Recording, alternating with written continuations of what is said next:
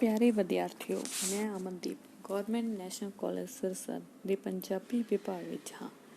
ਅੱਜ ਮੈਂ ਆਪਣੇ ਇਸ ਆਨਲਾਈਨ ਲੈਕਚਰ ਵਿੱਚ ਬਾਬਾ ਬਲਵੰਤ ਦੀਆਂ ਕਵਿਤਾਵਾਂ ਦੀ ਪ੍ਰਸੰਗ ਸਹਿਤ ਵਿਆਖਿਆ ਕਰਾਂਗੀ।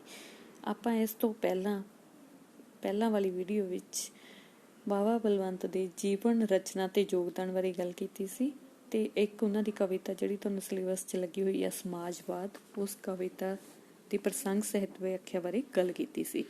ਅੱਜ ਆਪਾਂ ਉਹਨਾਂ ਦੀ ਅਗਲੀ ਕਵਿਤਾ ਜਿਹੜੀ ਬਾਬਾ ਬਲਵੰਤ ਦੀ ਦੂਰ ਇੱਕ ਬੈਲੀ ਖੜੀ, ਉਸ ਦੀ ਪ੍ਰਸੰਗ ਸਹਿਤ ਵਿਆਖਿਆ ਕਰਾਂਗੇ। ਦੂਰ ਇੱਕ ਬੈਲੀ ਖੜੀ, ਇਹ ਤੁਹਾਨੂੰ ਸਿਲੇਬਸ 'ਚ ਲੱਗੀ ਹੋਈ ਆ, ਇਹ ਵੀ ਬਾਬਾ ਬਲਵੰਤ ਦੀ ਕਵਿਤਾ, ਇਸ ਦੀ ਪ੍ਰਸੰਗ ਸਹਿਤ ਵਿਆਖਿਆ ਕਰਾਂਗੇ ਆਪਾਂ। ਅਗਲਾ ਹੈ, ਅੱਗੇ ਗੱਲ ਕਰਦੇ ਆਪਾਂ ਉਹਨਾਂ ਦੀ ਕਵਿਤਾ ਦੀ। ਦੂਰ ਇੱਕ ਬੈਲੀ ਖੜੀ, ਬੈਲੀ ਜਿਵੇਂ ਕਿ ਪਹਿਲਾਂ ਕੀ ਆ, ਬੈਲੀ ਤੋਂ ਭਾਵ ਬੈਲ ਜਾਂ ਘੋੜਿਆਂ ਨਾਲ ਚੱਲਣ ਵਾਲੀ ਗੱਡੀ, ਜਾਂ ਇਹਨੂੰ ਰੱਥ ਵੀ ਕਹਿ ਸਕਦੇ ਹੋ ਤੁਸੀਂ, ਠੀਕ ਹੈ। ਬੈਲ ਦਾ ਮਤਲਬ ਹੁੰਦਾ ਰੱਥ ਜਾਂ ਘੋੜਿਆਂ ਨਾਲ ਚੱਲਣ ਵਾਲੀ ਗੱਡੀ। ਤਾਂ ਦੂਰ ਇੱਕ ਬੈਲੀ ਖੜੀ ਕਵਿਤਾ ਦੀ ਗੱਲ ਕਰਦੇ ਹਾਂ ਬਾਬਾ ਬਲਵੰਤ ਦੀ। ਅੱਜ ਇਸ ਦੀ ਆਪਾਂ ਪ੍ਰਸੰਗ ਸਹਿਤ ਵਿਆਖਿਆ ਕਰਾਂਗੇ। ਜਿਵੇਂ ਬਾਬਾ ਬਲਵੰਤ ਜੀ ਲਿਖਦੇ ਆ ਇਸ ਕਵਿਤਾ ਵਿੱਚ, ਕਿੱਕਰਾਂ ਦਾ ਬਣ ਭਿਆਨਕ ਉਸਦੀ ਛਾਂ, ਇੱਕ ਔਰਤ ਬੇਗੁਨਾਹ, ਹਾਂ ਬੇਗੁਨਾਹ, ਕਹਿਣ ਦੀ ਤਾਕਤ ਤਾਂ ਹਾਂ ਪਰ ਬੇਜ਼ੁਬਾਨ, ਦੇਣ ਆਪਣਾ ਜਾ ਰਹੀ ਹੈ ਇਮਤਿਹਾਨ। ਤਾਂ ਇਸ 'ਚ ਕੀ ਆ, ਕਵਿਤਾ ਦੀ ਆਪਾਂ ਵਿਆਖਿਆ ਕਰਨ ਤੋਂ ਪਹਿਲਾਂ ਆਪਾਂ ਇੱਕ ਪ੍ਰਸੰਗ ਲਿਖਦੇ ਹੁੰਦੇ ਹਾਂ।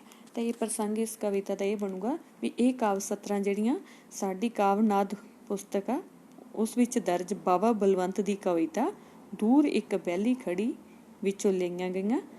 ਤਾਂ ਇਸ ਕਵਿਤਾ ਵਿੱਚ ਕਵੀ ਨੇ ਕੀ ਕਿਹਾ, ਸ਼੍ਰੀ ਰਾਮ ਚੰਦਰ ਜੀ ਦੇ ਉਦੇਸ਼ ਅਨੁਸਾਰ ਵੀ ਲਛਮਣ ਦੁਆਰਾ ਸੀਤਾ ਨੂੰ ਬਨਵਾਸ ਲਈ ਭਿਆਨਕ ਜੰਗਲ ਵਿੱਚ ਛੱਡ ਕੇ ਆਉਣ ਨਾਲ ਸੰਬੰਧਿਤ ਤਸਵੀਰ ਨੂੰ ਦੇਖ ਕੇ ਮਨੁੱਖ ਦੁਆਰਾ ਇਸਤਰੀ ਉੱਪਰ ਢਾਏ ਜਾਂਦੇ ਜ਼ੁਲਮਾਂ ਉੱਪਰ ਅਥਰੂ ਘੇਰਿਆ। ਵੀ ਉਹਨਾਂ ਨੇ ਕੀ ਦੱਸਿਆ, ਇਹਦੇ 'ਚ ਦੱਸਿਆ ਬਾਬਾ ਬਲਵੰਤ ਜੀ ਕੀ ਕਹਿੰਦੇ ਆ ਵੀ ਕਿੱਕਰਾਂ ਦਾ ਬਣ ਭਿਆਨਕ ਉਸਦੀ ਛਾਂ, ਇੱਕ ਔਰਤ ਬੇਗੁਨਾਹ, ਹਾਂ ਬੇਗੁਨਾਹ, ਕਹਿਣ ਦੀ ਤਾਕਤ ਤਾਂ ਹਾਂ ਹੈ ਪਰ ਬੇਜ਼ੁਬਾਨ, ਦੇਣ ਆਪਣਾ ਜਾ ਰਹੀ ਹੈ ਇਮਤਿਹਾਨ। ਤਾਂ ਕਵੀ ਕੀ ਕਹਿੰਦਾ ਵੀ ਦੂਰ ਇੱਕ ਰੱਥ ਖੜਾ ਸੀ, ਕਿੱਕਰਾਂ ਦੇ ਇਸ ਭਿਆਨਕ ਜੰਗਲ ਦੀ ਛਾਂ ਹੈ, ਤਾਂ ਇੱਕ ਬੇਗੁਨਾਹ ਔਰਤ, ਬੇਗੁਨਾਹ ਔਰਤ ਕਿਹੜੀ ਦੀ ਗੱਲ ਕਰ ਰਿਹਾ, ਇਸ 'ਚ ਸੀਤਾ ਦੀ ਗੱਲ। ਬੇਗੁਨਾਹ ਔਰਤ ਕੌਣ ਆ, ਭਾਵ ਸੀਤਾ, ਜਿਸ ਵਿੱਚ ਕੁਝ ਕਹਿਣ ਦੀ ਤਾਕਤ ਤਾਂ ਹੈ ਪਰ ਬੇਜ਼ੁਬਾਨ ਹੈ ਉਹ ਆਪਣਾ। ਇਸ ਕਰਕੇ ਉਹ ਕੀ ਕਹਿੰਦੀ ਹੈ ਵੀ ਉਹ ਆਪਣਾ ਪ੍ਰਤੀਬੱਧਤਾ ਧਰਮ ਦਾ ਇਮਤਿਹਾਨ ਦੇਣ ਲਈ ਜਾ ਰਹੀ ਹੈ। ਅੱਗੇ, ਜੀਣ ਦੀ ਹੱਕਦਾਰ ਪਰ ਜੀਣਾ ਮੁਹਾਲ, ਫਿਰ ਵੀ ਮੂੰਹ ਤੇ ਨਹੀਂ ਕੋਈ ਸਵਾਲ, ਉਮਰ ਤੱਕ ਬਨਵਾਸ ਦਾ ਜੋਖਮ ਰਹੇ, ਫਿਰ ਵੀ ਦੁਨੀਆ ਨੂੰ ਸ਼ਾਇਦ ਸ਼ੱਕ ਰਹੇ। ਅੱਗੇ ਉਹ ਕੀ ਕਹਿੰਦੇ ਆ ਵੀ, ਅੱਗੇ ਕਹਿੰਦਾ ਜੀਣ ਦੀ ਹੱਕਦਾਰ ਪਰ ਜੀਣਾ ਮੁਹਾਲ, ਫਿਰ ਵੀ ਮੂੰਹ ਤੇ ਨਹੀਂ ਕੋਈ ਸਵਾਲ। ਵੀ ਇਹਦੇ 'ਚ ਕੀ ਕਹਿੰਦਾ ਕਵੀ ਕਹਿੰਦਾ ਵੀ ਸੀਤਾ ਦੀ ਗੱਲ ਹੋ ਰਹੀ ਹੈ ਵੀ ਉਹ ਆਪਣਾ ਇਮਤਿਹਾਨ ਦੇਣਾ ਚਾਹੁੰਦੀ ਆ। ਤਾਂ ਉਹ ਕੀ ਆ ਵੀ ਇਸਤਰੀ, ਉਹ ਭਾਰਤ ਦੀ ਹਰ ਇਸਤਰੀ ਵਾਂਗ, ਜਿਹੜੀ ਸੀਤਾ ਉਹ ਵੀ ਕੀ ਆ ਭਾਰਤ ਦੀ ਹਰ ਇਸਤਰੀ ਵਾਂਗ ਜਿਉਣ ਦੀ ਹੱਕਦਾਰ ਹੈ, ਪਰ ਉਸ ਨੂੰ ਜਿਉਣਾ ਔਖਾ ਹੈ। ਵੀ ਮਰਦ ਦੁਆਰਾ ਇਸਤਰੀ ਉੱਪਰ ਕੀਤੇ ਜਾਂਦੇ ਜ਼ੁਲਮਾਂ, ਜੀਣ ਦੀ ਹੱਕਦਾਰ ਪਰ ਜੀਣਾ ਮੁਹਾਲ, ਫਿਰ ਵੀ ਮੂੰਹ ਤੇ ਨਹੀਂ ਕੋਈ ਸਵਾਲ। ਵੀ ਕਹਿੰਦੇ ਔਰਤ ਨੂੰ ਵੀ ਜਿਉਣ ਦਾ ਉਹਨਾਂ ਹੱਕ ਆ ਜਿਵੇਂ ਕਿ ਇੱਕ ਮਰਦ ਨੂੰ ਜਿਉਣ ਦਾ ਹੱਕ ਆ। ਤਾਂ ਪਰ ਕੀ ਆ, ਮਰਦ ਦੁਆਰਾ ਇਸਤਰੀ ਉੱਪਰ ਕਹਿੰਦੇ ਕੀ ਆ ਕੀਤੇ ਜ਼ੁਲਮਾਂ ਤੇ ਸਖਤੀਆਂ ਦੇ ਬਾਵਜੂਦ ਉਸਦੇ ਮੂੰਹ ਤੇ ਕੋਈ ਸਵਾਲ ਨਹੀਂ, ਜਿਸ ਦੁਆਰਾ ਉਹ ਕੀ ਆ ਮਰਦ ਦੇ ਅਜਿਹੇ ਵਤੀਰੇ ਦਾ ਕਾਰਨ ਜਾਣ ਸਕੇ। ਅੱਗੇ ਉਹ ਕੀ ਕਹਿੰਦੇ, ਉਮਰਾਂ ਤੱਕ ਬਨਵਾਸ ਦਾ ਜੋਖਮ ਰਹੇ, ਜੋਖਮ ਭਾਵ ਜ਼ਖਮ ਰਹੇ, ਫਿਰ ਵੀ ਦੁਨੀਆ ਨੂੰ ਸ਼ਾਇਦ ਸ਼ੱਕ ਰਹੇ। ਵੀ ਕਹਿੰਦੇ ਉਹਦੇ ਤੇ ਕੀ ਆ, ਉਹਨੂੰ ਸ਼ੱਕ, ਵੀ ਔਰਤ ਨੂੰ ਹਮੇਸ਼ਾ ਸ਼ੱਕ ਦੀ ਨਜ਼ਰ ਨਾਲ ਦੇਖਿਆ ਜਾਂਦਾ। ਤਾਂ ਇਸ ਤਰ੍ਹਾਂ ਉਹ ਕੀ ਕਹਿੰਦੇ ਆ ਵੀ ਮਰਦ ਦੁਆਰਾ ਇਸਤਰੀ ਉੱਪਰ ਕੀਤੇ ਜਾਂਦੇ ਜ਼ੁਲਮਾਂ ਤੇ ਸਖਤੀਆਂ ਦੇ ਬਾਵਜੂਦ ਵੀ ਉਸਦੇ ਮੂੰਹ ਤੇ ਕੋਈ ਸਵਾਲ ਨਹੀਂ, ਜਿਸ ਦੁਆਰਾ ਉਹ ਕੀ ਆ ਮਰਦ ਦੇ ਅਜਿਹੇ ਭੈੜੇ ਵਤੀਰੇ ਦਾ ਕਾਰਨ ਜਾਣ ਸਕੇ। ਅੱਗੇ, ਅਜ਼ਲ ਤੋਂ ਹੀ ਆਦਮੀ ਜ਼ਾਲਮ ਰਿਹਾ, ਅਜ਼ਲ ਭਾਵ ਸਦੀਆਂ ਤੋਂ, ਠੀਕ ਹੈ, ਅਜ਼ਲ ਤੋਂ ਹੀ ਆਦਮੀ ਜ਼ਾਲਮ ਰਿਹਾ, ਲੈ ਕੇ ਖੁਸ਼ੀਆਂ ਸੋਲ ਦਿਨ ਦਾ ਗਮ ਰਿਹਾ। ਵੀ ਫਿਰ ਉਹ ਇੱਥੇ ਕੀ ਕਹਿੰਦੇ ਆ ਵੀ ਜਿਹੜੀ ਔਰਤ ਹੈ, ਇਸਤਰੀ, ਉਹ ਚੁੱਪ ਕਰਕੇ ਜ਼ੁਲਮ ਸਹਿੰਦੀ ਹੈ। ਉਹ ਆਪਣੇ ਪਤੀ ਨਾਲ ਭਾਵੇਂ ਉਹ ਕੀ ਆ ਕਹਿੰਦੇ ਉਮਰ ਭਰ ਬਣਵਾਸ ਦੇ ਨਰਕ ਵਿੱਚ ਪਈ ਰਹੇ, ਪਰ ਦੁਨੀਆ ਵਾਲੇ ਫਿਰ ਵੀ ਕੀ ਆ ਉਸਦੀ ਪ੍ਰਤੀਬੱਧਤਾ ਧਰਮ ਉੱਤੇ ਸ਼ੱਕ ਹੀ ਕਰਦੇ ਰਹਿੰਦੇ ਆ। ਤਾਂ ਹੁਣ ਇਹਦੇ ਚ ਗਮ ਰਿਹਾ ਵੀ ਕਹਿੰਦੇ ਕੀ ਆ, ਲੈ ਕੇ ਖੁਸ਼ੀਆਂ ਸੋਲ ਦਿਨ ਦਾ ਗਮ ਰਿਹਾ ਵੀ ਕਹਿੰਦੇ ਔਰਤ ਤੋਂ ਕੀ ਆ ਖੁਸ਼ੀਆਂ ਲੈ ਕੇ ਵੀ ਉਹਨੂੰ ਕੀ ਆ ਜਦੋਂ ਉਹ ਖੁਸ਼ੀਆਂ ਦਿੰਦੀ ਆ ਤਾਂ ਉਹਨੂੰ ਬਦਲੇ ਵਿੱਚ ਕੀ ਆ ਦਿਨ ਦਾ ਗਮ ਰਿਹਾ ਵੀ ਇਹ ਸੰਸਾਰ ਆ ਜਿਹੜਾ ਉਹਨੂੰ ਕੀ ਆ ਇਹ ਦੁਨੀਆ ਵਾਲੇ ਉਹਦੀ ਕੀ ਆ ਪ੍ਰਤੀਬੱਧਤਾ ਧਰਮ ਉੱਤੇ ਸ਼ੱਕ ਹੀ ਕਰਦੇ ਰਹਿੰਦੇ, ਉਹਨੂੰ ਬਦਲੇ 'ਚ ਦੁੱਖ ਹੀ ਦਿੰਦੇ ਰਹਿੰਦੇ ਆ। ਵੀ ਭਲਾ ਇੱਕ ਔਰਤ ਆ ਜਿਹੜੀ ਉਹ ਆਪਣੇ ਪਤੀ ਨਾਲ ਭਾਵੇਂ ਉਮਰ ਭਰ ਬਨਵਾਸ ਦੇ ਨਰਕ ਵਿੱਚ ਪਈ ਰਹੇ, ਉੱਥੇ ਕੋਈ ਉਹ ਤੋਂ ਸਵਾਲ ਜਵਾਬ ਨਹੀਂ ਹੋਊਗਾ ਵੀ ਉਹ ਭਲਾ ਜੇ ਚੁੱਪ ਕਰਕੇ ਆਪਦੇ ਪਤੀ ਦੇ ਜ਼ੁਲਮਾਂ ਨੂੰ ਸਹਿੰਦੀ ਰਹੇਗੀ ਤਾਂ ਦੁਨੀਆ ਉਹਨੂੰ ਕੀ ਕਹੂਗੀ ਵੀ ਜਿਹੜੇ ਆਪਦੇ ਪਤੀ ਦੇ ਜ਼ੁਲਮ ਨੂੰ ਸਹਿੰਦੀ ਰਹਿੰਦੀ ਆ, ਦੁਨੀਆ ਉਸ ਲਈ ਕੀ ਆ, ਦੁਨੀਆ ਦੇ ਲਈ ਉਹ ਕੀ ਆ ਪ੍ਰਤੀਬੱਧਤਾ ਧਰਮ ਉੱਤੇ ਸ਼ੱਕ ਹੀ ਕਰਦੇ ਰਹਿੰਦੇ ਉਹਦੇ। ਅੱਗੇ ਅਜ਼ਲ ਤੋਂ ਹੀ ਆਦਮੀ ਜ਼ਾਲਮ ਰਿਹਾ, ਲੈਖੇ ਖੁਸ਼ੀਆਂ ਸੋਲ ਦਿਨ ਦਾ ਗਮ ਰਿਹਾ। ਇਹਦੇ ਚ ਕੀ ਕਹਿੰਦਾ ਕਵੀ ਕਹਿੰਦਾ ਵੀ ਅਸਲ ਵਿੱਚ ਆਦਮੀ ਸ਼ੁਰੂ ਤੋਂ ਹੀ ਇਸਤਰੀ ਪ੍ਰਤੀ ਜ਼ਾਲਮ ਰਿਹਾ। ਉਹ ਇਸਤਰੀ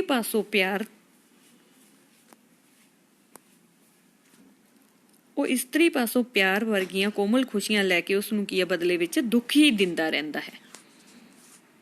ਅੱਗੇ ਗੱਲ ਕਰਦੇ ਹਾਂ, ਨਜ਼ਰ ਵਿੱਚ ਔਰਤ ਸਦਾ ਦਾਸੀ ਰਹੀ, ਦਾਸੀ ਭਾਵ ਗੁਲਾਮ, ਠੀਕ ਹੈ।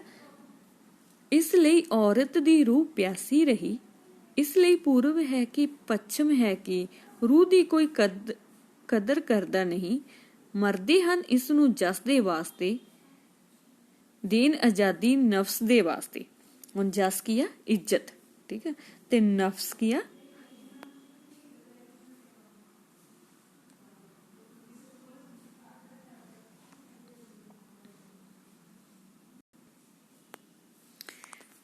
ਨਫਸ ਤੋਂ ਭਾਵ ਹੈਗਾ ਕਾਮ।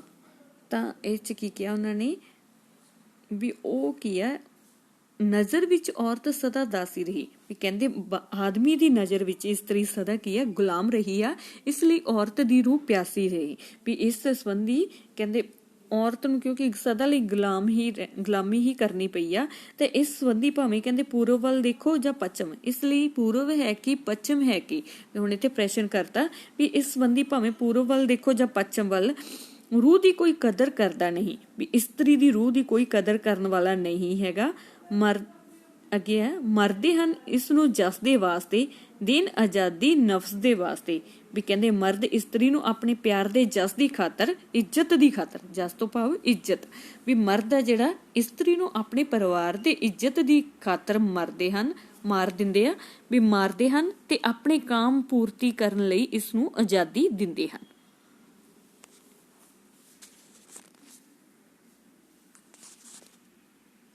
ਅੱਗੇ ਉਹ ਸਵੰਬਰ ਵੀ ਸਦਾ ਧੋਖਾ ਰਹੇ, रूह की कर्तव्य ही परखे गए, सौंक दिल दी कुछ कदर हुन तक नहीं, हाय औरत हाय जालम आदमी, दूर एक बैली खड़ी। ते ਇਹਦੇ ਚ ਕੀ ਕਿਹਾ ਉਹਨਾਂ ਨੇ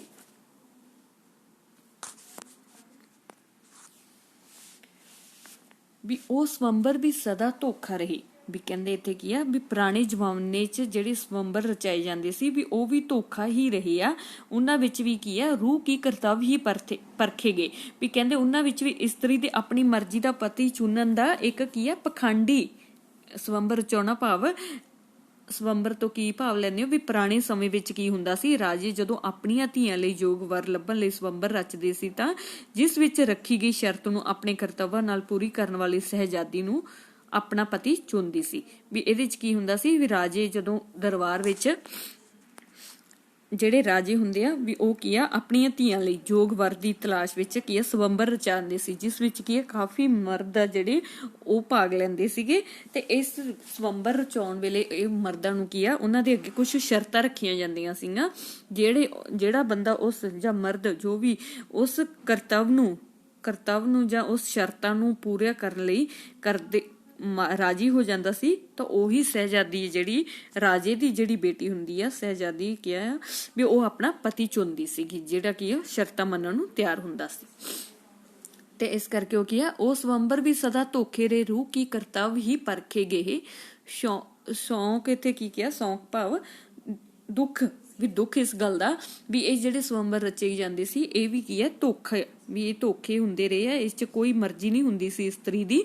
ਤੇ ਇਸ ਕਰਕੇ ਇਸ ਵਿੱਚ ਵੀ ਇਸਤਰੀ ਦੇ ਆਪਣੀ ਮਰਜ਼ੀ ਨਾਲ ਪਤੀ ਚੁਣਨ ਦਾ ਕੋਈ ਅਧਿਕਾਰ ਨਹੀਂ ਹੁੰਦਾ ਸੀ। ਪਖੰਡੀ ਰਚੇ ਜਾਂਦੇ ਸੀ ਸਵੰਬਰਾਂ ਦੇ ਨਾਮ ਤੇ, ਕਿਉਂਕਿ ਸਵੰਬਰਾਂ ਵਿੱਚ ਵੀ ਮਨੁੱਖ ਦੀ ਰੂਹ ਨਹੀਂ ਸਗੋਂ ਕੀ ਹੈ ਕਰਤੱਵ ਪਰਖ ਕੇ ਹੀ ਇਸਤਰੀ ਨੂੰ ਉਸਦੇ ਲੜ ਲਾ ਦਿੱਤਾ ਜਾਂਦਾ ਸੀ। ਤਾਂ ਅੱਗੇ ਕੀ ਕਿਹਾ ਉਹਨਾਂ ਨੇ, ਸ਼ੌਂਕ ਦਿਲ ਦੀ ਕੁਝ ਕਦਰ ਹੁਣ ਤੱਕ ਨਹੀਂ, ਹਾਏ ਔਰਤ ਹਾਏ ਜ਼ਾਲਮ ਆਦਮੀ, ਦੂਰ ਇੱਕ ਬੈਲੀ ਖੜੀ।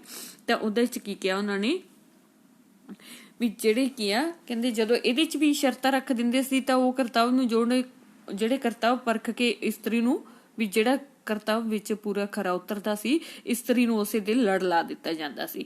ਤੇ ਇੱਥੇ ਕਹਿੰਦੇ ਅਫਸੋਸ ਆ ਇਸ ਗੱਲ ਦਾ, ਕਵੀ ਕਹਿ ਰਿਹਾ ਵੀ ਇਸਤਰੀ ਦੇ ਦਿਲ ਵਿੱਚ ਅਜੇ ਤੱਕ ਵੀ ਕੋਈ ਕਦਰ ਨਹੀਂ, ਹਾਏ ਇਹ ਜ਼ਾਲਮ ਆਦਮੀ ਇਸਤਰੀ ਉੱਪਰ ਜ਼ੁਲਮ ਕਰਦਾ ਹੀ ਰਿਹਾ ਹੈ ਹਲੇ ਤੱਕ। ਠੀਕ ਹੈ, ਅੱਗੇ ਲਿਖਿਆ, ਦੂਰ ਇਸ ਦਰਿਆ ਤੋਂ ਪਾਰ ਮੁੜ ਰਿਹਾ ਹੈ ਮਨ ਚੋਂ ਕੋਈ ਤਾਜਦਾਰ, ਕੁਛ ਨਹੀਂ ਜੇ ਅਸਰ ਨਾ ਛਿਨ ਕੇ ਜਵਾਨ, ਕੁਛ ਨਹੀਂ ਯਸ਼ ਤੀਰ ਮਰਿਆਦਾ ਕਮਾਨ, ਇੱਕ ਗਈ ਹੈ ਠੋਕਰਾਂ ਦੇ ਵਾਸਤੇ ਕੋਈ ਮੁੜਿਆ ਹੈ ਸਮੇਂ ਦੀ ਆਸ ਤੇ। ਤੇ ਇਹਦੇ ਚ ਉਹਨਾਂ ਨੇ ਕੀ ਕਹਿਤਾ ਵੀ ਦੂਰ ਇਸ ਦਰਿਆ ਤੋਂ ਪਾਰ, ਕਵੀ ਕੀ ਕਹਿੰਦਾ ਵੀ ਜਿਹੜੀ ਦੂਰ ਇਸ ਦਰਿਆ ਤੋਂ ਪਾਰ, ਭਾਵ ਉਹਦਾ ਕਹਿੰਦਾ ਕੀ ਆ ਵੀ ਜਿਹੜੀ ਸੀਤਾ ਬਨਵਾਸ ਨਾਂ ਦੀ ਤਸਵੀਰ ਵਿੱਚ ਉਹ ਦੂਰ ਇੱਕ ਰੱਥ ਖੜਾ ਦਿਖਾਈ ਦੇ ਰਿਹਾ, ਇਸ ਦਰਿਆ ਦੇ ਪਾਰ ਦੂਜੇ ਪਾਸੇ ਕੀ ਹੈ ਤਾਜਧਾਰੀ ਲక్ష్మణ ਸੀਤਾ ਨੂੰ ਜੰਗਲ ਵਿੱਚ ਛੱਡ ਕੇ ਵਾਪਸ ਪਰਤ ਰਿਹਾ, ਉਸ ਉੱਪਰ ਸੀਤਾ ਨਾਲ ਕੀਤੇ ਜਾ ਰਹੇ ਧੱਕੇ ਦਾ ਕੋਈ ਅਸਰ ਨਹੀਂ ਹੁੰਦਾ, ਇਸ ਕਰਕੇ ਸੀਤਾ ਵੀ ਉਸਦੇ ਵਿਰੁੱਧ ਕੀ ਹੈ ਜਵਾਨ ਨਹੀਂ ਹਿਲਾਉਂਦੀ। ਤਾਂ ਇਸ ਸਥਿਤੀ ਵਿੱਚ ਉਹਨਾਂ ਨੇ ਕੀ ਕਿਹਾ, ਇਸ ਸਥਿਤੀ ਵਿੱਚ ਉਹ ਕਹਿੰਦੇ ਆ ਵੀ ਜਦੋਂ ਸੀਤਾ ਵੀ ਕੋਈ ਜਵਾਨ ਨਹੀਂ ਹਿਲਾਉਂਦੀ ਤਾਂ ਇਸ ਸਥਿਤੀ ਵਿੱਚ ਲక్ష్మణ ਦੁਆਰਾ ਵਡਿਆਈ ਲਈ ਚਲਾਏ ਜਾਂਦੇ ਤੀਰ, ਯਸ਼ ਤੀਰ ਭਾਵ ਵਡਿਆਈ ਲਈ ਜਿਹੜੇ ਤੀਰ ਚਲਾਏ ਜਾਂਦੇ ਸੀ, ਮਰਿਆਦਾ ਕਮਾਨ, ਤਾਂ ਤੀਰ ਤੇ ਮਰਿਆਦਾ ਨੂੰ ਕਾਇਮ ਰੱਖਣ ਵਾਲੀ, ਤਾਕਤ ਰੱਖਣ ਵਾਲੀ ਕਮਾਨ ਕਿਸੇ ਕੰਮ ਨਹੀਂ। ਇਸ ਕਰਕੇ ਕੀ ਆ, ਇੱਕ ਗਈ ਹੈ ਠੋਕਰਾਂ ਦੇ ਵਾਸਤੇ ਕੋਈ ਮੁੜਿਆ ਹੈ ਸਮੇਂ ਦੀ ਆਸ ਤੇ, ਵੀ ਇੱਕ ਪਾਸੇ ਤਾਂ ਸੀਤਾ ਠੋਕਰਾਂ ਖਾਣ ਲਈ ਜੰਗਲਾਂ ਵਿੱਚ ਰਹਿ ਗਈ ਤੇ ਲక్ష్మణ ਉਸਨੂੰ ਕਿਸੇ ਆਉਣ ਵਾਲੇ ਸਮੇਂ ਵਿੱਚ ਫਿਰ ਮਿਲਣ ਦੀ ਆਸ ਉੱਤੇ ਉੱਥੇ ਕੀ ਆ ਉਹਨੂੰ ਛੱਡ ਕੇ ਆ ਚੁੱਕਿਆ। ਤਾਂ ਇਸ ਚ ਕੀ ਕਿਹਾ, ਤਾਜਦਾਰ ਦਾ ਮਤਲਬ ਹੁੰਦਾ ਜਿਸ ਨੇ ਤਾਜ ਪਹਿਨਿਆ ਹੋਵੇ, ਜਸ਼ ਦਾ ਭਾਵ ਹੁੰਦਾ ਵਡਿਆਈ, ਠੀਕ ਹੈ, ਮਰਿਆਦਾ ਦਾ ਭਾਵ ਆ ਰੋ ਰੀਤ। ਤੇ ਇਸ ਕਰਕੇ ਇਹਦੇ ਚ ਕਵੀ ਨੇ ਕੀ ਕਿਹਾ ਵੀ ਇਸ ਕਵਿਤਾ ਵਿੱਚ ਕਵੀ ਕੀ ਕਹਿੰਦਾ ਵੀ ਕਵੀ ਨੇ ਕੀ ਕਿਹਾ, ਸ਼੍ਰੀ ਰਾਮਚੰਦਰ ਜੀ ਦੇ ਉਦੇਸ਼ ਅਨੁਸਾਰ ਕੀ ਹੈ, ਕਹਿੰਦੇ ਲక్ష్మణ ਦੁਆਰਾ ਸੀਤਾ ਜੀ ਨੂੰ ਬਨਵਾਸ ਲਈ ਭਿਆਨਕ ਜੰਗਲ ਵਿੱਚ ਛੱਡ ਆਉਣ ਨਾਲ ਸੰਬੰਧਿਤ ਇੱਕ ਤਸਵੀਰ ਨੂੰ ਦੇਖ ਕੇ ਮਨੁੱਖ ਦੁਆਰਾ ਇਸਤਰੀ ਉੱਪਰ ਢਾਏ ਜਾਂਦੇ ਜ਼ੁਲਮਾਂ ਉੱਪਰ ਅਥਰੂ ਘੇਰਿਆ ਕਵੀ ਨੇ। ਠੀਕ ਹੈ, ਅੱਗੇ ਹੈ,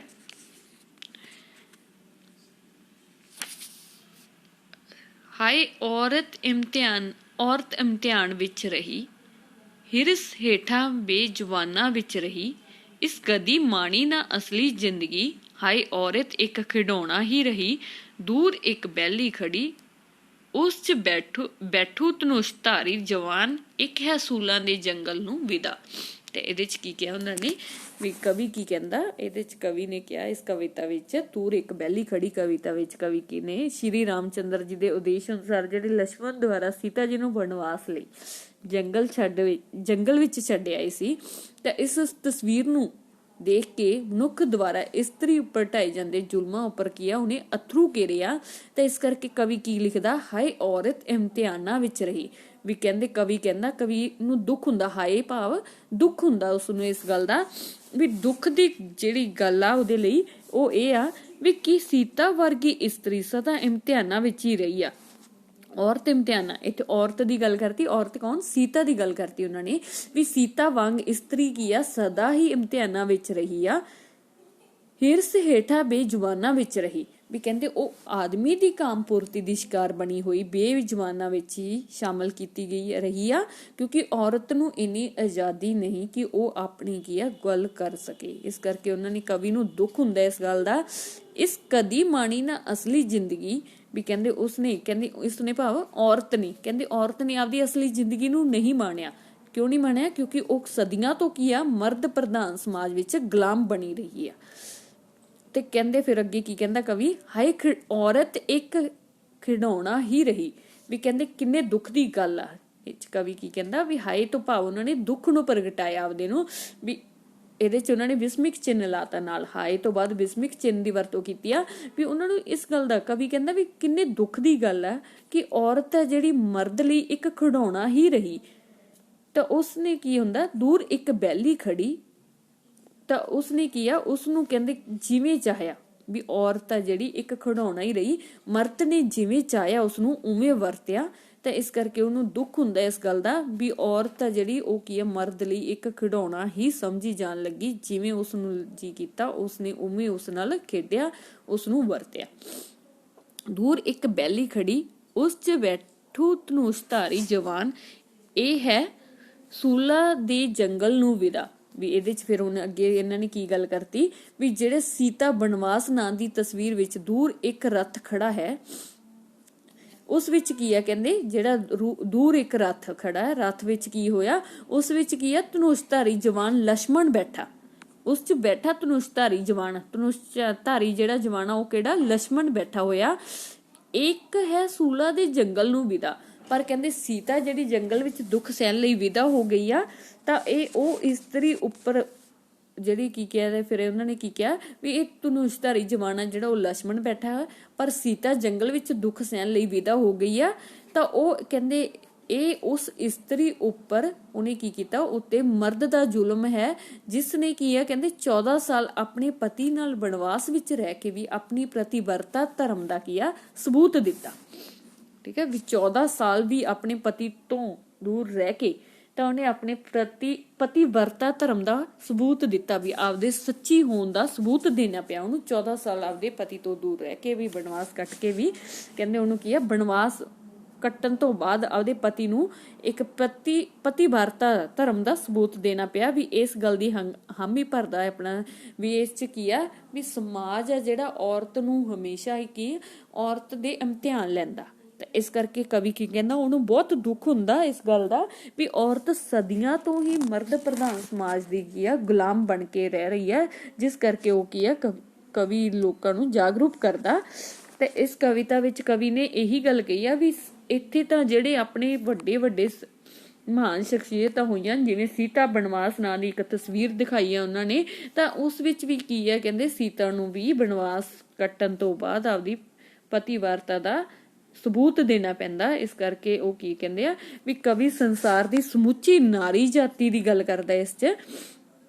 ਕਵੀ ਕਹਿੰਦਾ ਵੀ ਉਹ ਕਿਉਂਕਿ ਬਾਬਾ ਬਲਵੰਤ ਇਹਦੀ ਰਚਨਾ ਜਿਹੜੀ ਇਹ ਮੌਲਿਕ ਤੇ ਪ੍ਰਗਤੀਵਾਦੀ ਆ, ਠੀਕ ਹੈ, ਤੇ ਇਸ ਕਰਕੇ ਕਵੀ ਉਹ ਕਹਿੰਦਾ ਵੀ ਕਵੀ ਕਹਿੰਦਾ ਸੰਸਾਰ ਦੀ ਜਿਹੜੀ ਸਮੁੱਚੀ ਨਾਰੀ ਆ ਉਹ ਜਾਤੀ ਦੇ ਦਰਦ ਨੂੰ ਬੜੇ ਮਾਰਮਿਕ ਰੂਪ ਵਿੱਚ ਪੇਸ਼ ਕਰਨ ਵਿੱਚ ਬਹੁਤ ਸਫਲ ਰਿਹਾ।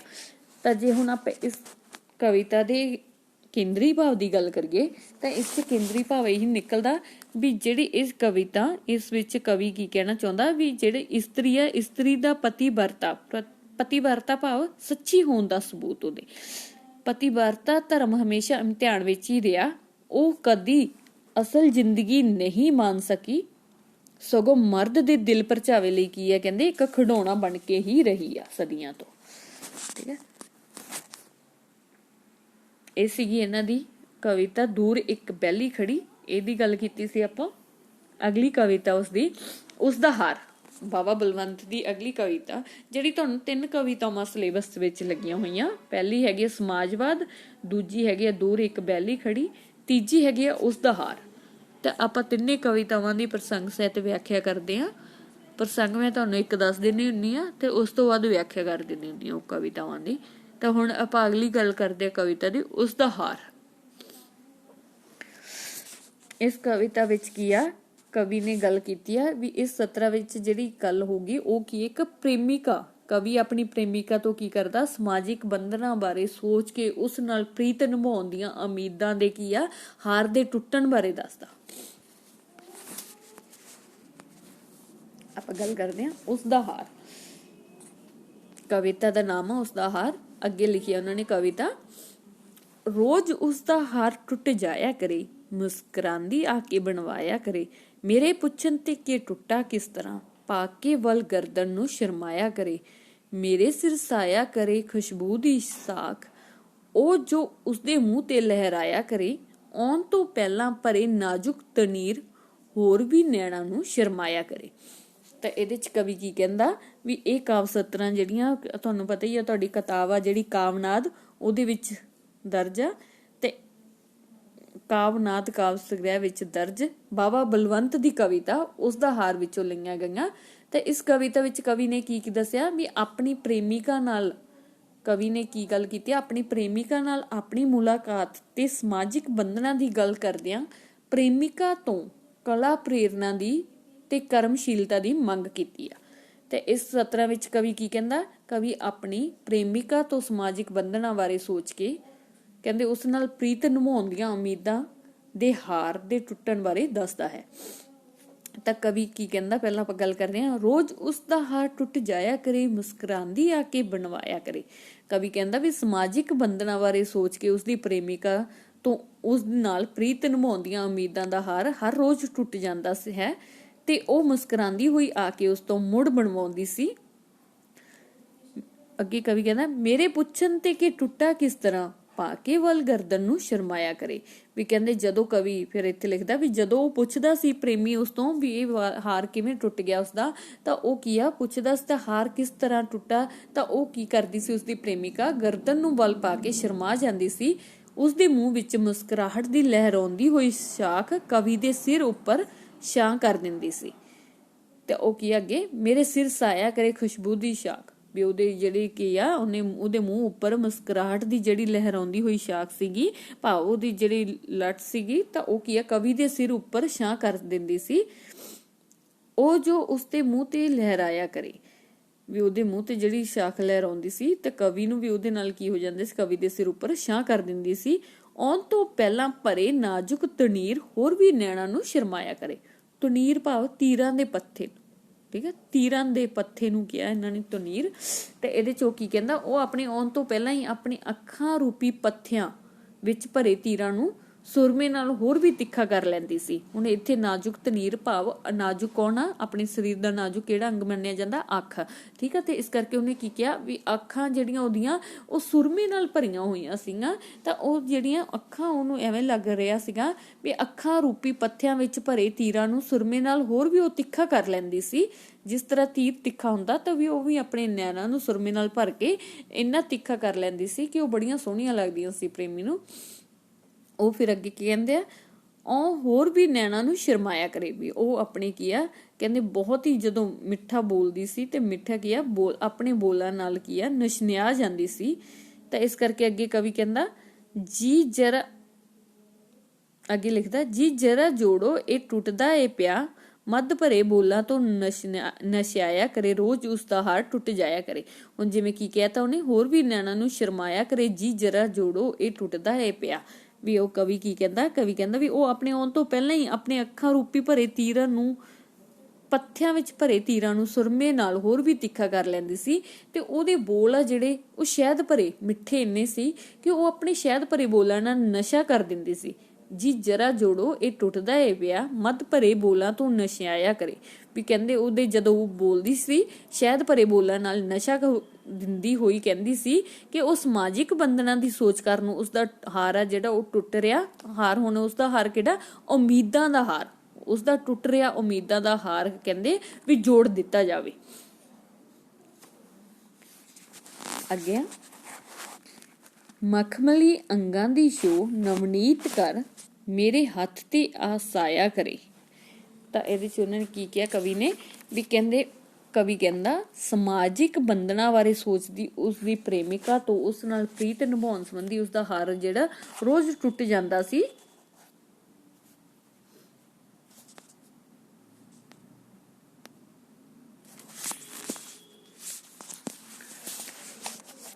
ਮਖਮਲੀ ਅੰਗਾਂ ਦੀ ਸ਼ੋ ਨਵਨੀਤ ਕਰ, ਮੇਰੇ ਹੱਥਾਂ ਤੇ ਆਸਾਇਆ ਕਰੇ। ਤਾਂ ਕਵੀ ਕਹਿੰਦਾ ਵੀ ਕਹਿੰਦੇ ਜਿਹੜੇ ਉਹਦਾ ਹਾਰ ਟੁੱਟ ਜਾਂਦਾ ਸੀ ਉਮੀਦਾਂ ਦਾ, ਤੇ ਉਹ ਮੁਸਕਰਾਉਂਦੀ ਹੋਈ ਉਸ ਨੂੰ ਕਹਿੰਦੀ ਸੀ ਕਿ ਉਸ ਨੂੰ ਜੋੜ ਦੇਵੇ। ਕਵੀ ਕਹਿੰਦਾ ਵੀ ਕਹਿੰਦਾ ਇਸ ਸਮੇਂ ਉਸਦੇ ਮਖਮਲੀ ਅੰਗਾਂ ਦੀ ਸ਼ੋ ਨਵਨੀਤ ਕਰ, ਮੇਰੇ ਹੱਥਾਂ ਤੇ ਆਸਾਇਆ ਕਰੇ। ਵੀ ਕਵੀ ਕਹਿੰਦਾ ਕਿ ਇਸ ਸਮੇਂ ਕਹਿੰਦੇ ਉਸਦੇ ਮਖਮਲੀ ਅੰਗ ਤੇ ਮੱਖਣ ਵਰਗੇ ਕੂਲੇ ਹੱਥ ਉਸਦੇ ਹੱਥਾਂ ਨੂੰ ਆਨੰਦ ਨਾਲ ਭਰਪੂਰ ਕਰਦੇ ਸਨ। ਰੇਸ਼ਮੀ ਕਾਇਆ ਦੀ ਉਜਲੀ ਸਿਫਤ ਸੁਣ, ਕਾਇਆ ਭਾਵ ਸਰੀਰ ਨੂੰ ਕਿਹਾ ਇੱਥੇ ਉਹਨਾਂ ਨੇ, ਰੇਸ਼ਮੀ ਕਾਇਆ ਦੀ ਉਜਲੀ ਸਿਫਤ ਸੁਣ, ਧਰਤ ਭੂਸ਼ਣ ਵਲ ਤੇ ਵਲ ਖਾਇਆ ਕਰੇ। ਰੂਪ ਦੀ ਛੱਡੋ ਸੁਗੰਧੀ ਦਾ ਨਸ਼ਾ, ਪੁਸ਼ਪ ਕਾਇਆ ਆ ਕੇ ਸਮਝਾਇਆ ਕਰੇ। ਵੀ ਉਹ ਕੀ ਕਹਿੰਦੇ ਇੱਥੇ ਕਵੀ ਕਹਿੰਦਾ ਵੀ ਕਹਿੰਦੇ ਜਦੋਂ ਉਹਦੇ ਅੱਗੇ ਸੁੰਦਰਤਾ ਦੀ ਗੱਲ ਹੋਣ ਲੱਗ ਗਈ ਆ, ਠੀਕ ਆ, ਪ੍ਰੇਮਿਕਾ ਦੀ, ਵੀ ਉਹ ਆਪਣੀ ਰੇਸ਼ਮ ਵਰਗੇ ਸਰੀਰ ਦੀ ਸਿਫਤ ਸੁਣ ਕੇ ਸ਼ਰਮਾ ਜਾਂਦੀ ਸੀ, ਕਿਉਂਕਿ ਉਹਦੇ ਹੱਥ ਪੈਰ ਆ ਜਿਹੜੇ ਉਹ ਮੱਖਣ ਵਰਗੇ ਕੂਲੇ ਹੱਥ ਸੀਗੇ। ਉਸਦੇ ਹੱਥਾਂ ਨੂੰ ਆਨੰਦ ਨਾਲ ਭਰਪੂਰ ਕਰਦਾ ਕਵੀ, ਤਾਂ ਇਸ ਕਰਕੇ ਮੱਖਣ ਵਾਂਗੂ ਉੱਥੇ ਤੁਲਨਾ ਕਰਤੀ ਉਹਦੀ ਮੱਖਣ ਨਾਲ ਉਹਦੇ ਹੱਥਾਂ ਦੀ, ਵੀ ਜਿਹੜੇ ਉਹਦੇ ਅੰਗ ਆ ਉਹ ਮਖਮਲੀ ਅੰਗ ਤੇ ਮੱਖਣ ਵਰਗੇ ਕੂਲੇ ਹੱਥ ਉਸਦੇ ਹੱਥਾਂ ਨੂੰ ਆਨੰਦ ਨਾਲ ਭਰਪੂਰ ਕਰਦੇ ਸਨ। ਉਹ ਆਪਣੀ ਰੇਸ਼ਮ ਵਰਗੇ ਸਰੀਰ ਦੀ ਸਿਫਤ ਸੁਣ ਕੇ ਜਿਹੜੀ ਪ੍ਰੇਮਿਕਾ ਉਹ ਕੀ ਆ ਸ਼ਰਮਾ ਜਾਂਦੀ ਸੀ। ਅੱਗੇ ਉਹਨਾਂ ਨੇ ਦੱਸਿਆ ਵੀ ਉਸ ਤੋਂ ਬਾਅਦ ਰੇਸ਼ਮੀ ਕਾਇਆ ਦੀ ਉਜਲੀ ਸਿਫਤ ਸੁਣ, ਵੀ ਕਹਿੰਦੇ ਰੇਸ਼ਮੀ ਕਾਇਆ ਆਪਦੇ ਸਰੀਰ ਦੀ, ਕਾਇਆ ਭਾਵ ਸਰੀਰ ਦੀ ਸਿਫਤ ਸੁਣ ਕੇ, ਰੇਸ਼ਮ ਵਰਗੇ ਸਰੀਰ ਦੀ ਸਿਫਤ ਸੁਣ ਕੇ ਉਹ ਸ਼ਰਮਾ ਜਾਂਦੀ ਸੀ। ਧਰਤ ਭੂਸ਼ਣ ਵਲ ਤੇ ਵਲ ਖਾਇਆ ਕਰੀ, ਰੂਪ ਦੀ ਛੱਡੋ ਸੁਗੰਧੀ ਦਾ ਨਸ਼ਾ, ਪੁਸ਼ਪ ਕਾਇਆ ਆ ਕੇ ਸਮਝਾਇਆ ਕਰੇ। ਵੀ ਕਹਿੰਦੇ ਫਿਰ ਉਹ ਕੀ ਕਹਿੰਦੇ, ਉਹ ਫੁੱਲ ਵਰਗੇ ਸਰੀਰ ਦੀ ਮਾਲਕ ਇਹ ਕਹਿੰਦੀ ਸੀ ਕਿ ਉਹ ਉਸਦੇ ਰੂਪ ਦਾ ਮਜ਼ਾ ਲੈਣ ਦੀ ਗੱਲ ਛੱਡੇ ਤੇ ਨਾਲ ਹੀ ਮਿੱਠੀ ਆਵਾਜ਼ ਵਿੱਚ ਸਮਾਜਿਕ ਬੰਧਨਾਂ ਦਾ ਰੋਣਾ ਰੋਕ ਕੇ ਆਪ ਵੀ ਤੜਫਦੀ ਸੀ ਤੇ ਤੜਫਾਉਂਦੀ ਵੀ ਸੀ। ਅੱਗੇ ਮਧੁਰ ਸੁਰ ਵਿੱਚ ਰੋ ਕਦੀ ਬੰਦਸ਼ ਦਾ ਰੋਣ, ਆਪ ਤੜਪੇ ਮੈਨੂੰ ਤੜਪਾਇਆ ਕਰੇ। ਇੱਕ ਜੁੜੇ ਤੋੜੇ ਲੜੀ ਉਹ ਦੂਸਰੀ, ਰੋਜ਼ ਉਸਦਾ ਹਾਰ ਟੁੱਟ ਜਾਇਆ ਕਰੇ, ਮੁਸਕਰਾਂਦੀ ਆ ਕੇ ਬਣਵਾਇਆ ਕਰੇ।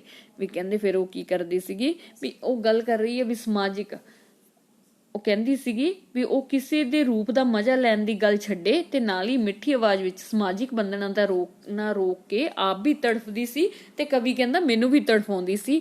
ਜੇਕਰ ਉਹ ਉਸਦੇ ਤੋਖਲਿਆਂ ਦਾ ਹੱਲ ਦੱਸ ਕੇ ਉਸਦੇ ਉਮੀਦਾਂ ਦੇ ਹਾਰ ਦੀ ਇੱਕ ਲੜੀ ਜੋੜ ਵੀ ਦਿੰਦਾ ਸੀ ਤਾਂ ਉਹ ਹੋਰ ਕਿਸੇ ਸਮਾਜਿਕ ਸਮੱਸਿਆ ਨੂੰ ਆਪਣੀ ਪ੍ਰੀਤ ਦੇ ਰਾਹ ਵਿੱਚ ਰੁਕਾਵਟ ਬਣਦੀ ਹੋਈ ਦੱਸ ਕੇ ਉਸਦੀ ਦੂਜੀ ਲੜੀ ਨੂੰ ਫਿਰ ਤੋੜ ਲੈਂਦੀ ਸੀ।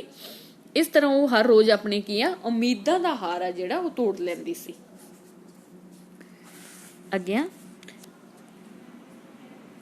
ਜੇ ਕਲਾ ਦੇ ਰਾਹ ਦੀ ਲੋ ਬਣ ਜਾਏ ਉਹ, ਮੇਰਾ ਮਨ ਕਿਉਂ ਠੋਕਰਾਂ ਖਾਇਆ ਕਰੇ।